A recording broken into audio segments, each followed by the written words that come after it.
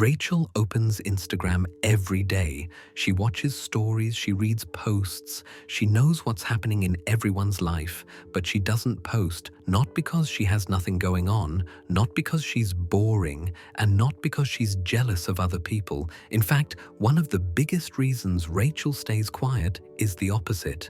She doesn't want other people to envy her. She knows how social media feels. She knows how it can mess with your head. She knows how one picture can trigger someone's insecurity or bring weird energy or start silent competition or make people look at you differently. So when she has a good moment, her first thought isn't, "Let me show everyone." Her first thought is, "Let me keep this clean and peaceful." Some people protect their wins like that. They don't want attention touching it. They don't want comments, questions, gossip, or people counting what they have. They don't want to become a target for envy, even if nobody says anything out loud. And if you relate to that, you already know something most people miss. Posting isn't neutral. Posting changes how people feel about you. Now, reason number 2 is also big, and it's simple. Some people don't need validation. They don't need likes to feel good about their life. They don't need reactions to confirm they matter. They don't need strangers to approve their choices. For them, posting feels like asking for a receipt, like saying, "Please clap so I know this was real." And they don't want to live like that. They'll still scroll, they'll still stay updated, but they don't want their self-worth tied to a number. Now here's where the real psychology comes in, and this part is backed by research. First, the silent majority is normal. In most online communities, the majority of people consume and only a small group creates content. This pattern is so common it has a name: participation inequality, often described as the 90-9-1 rule.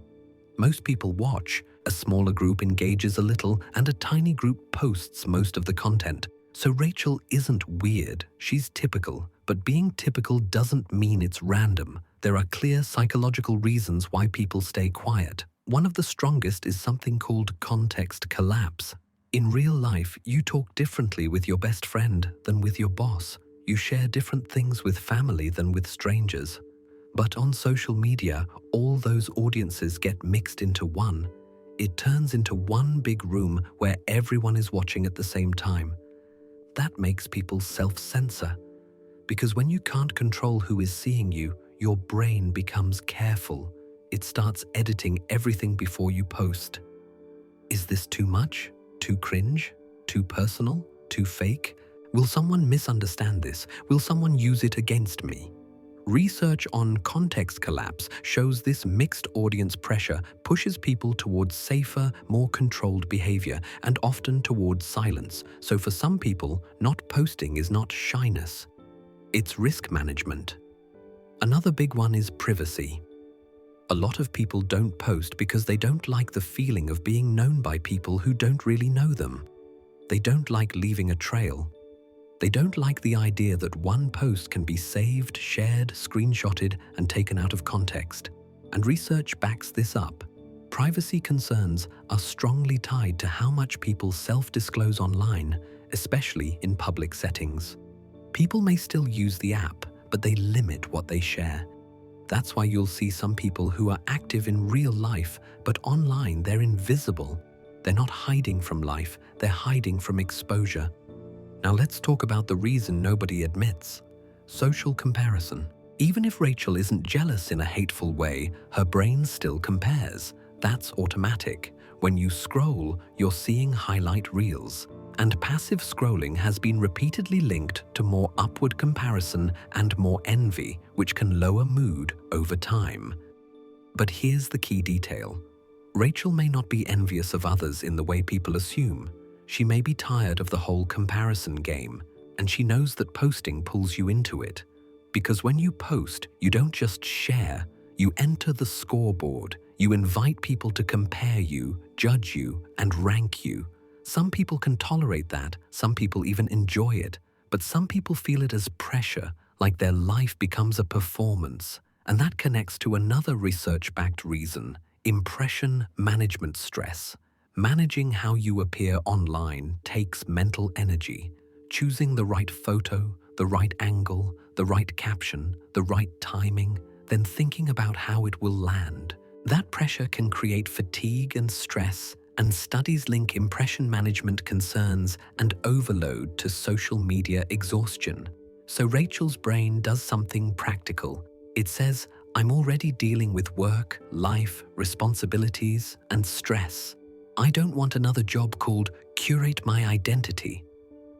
And yes, for a lot of people, it really is that simple. They are busy, not busy like an excuse. Busy like they're building something, working, surviving, handling family, fixing problems, carrying pressure. And the thought of turning life into content feels exhausting.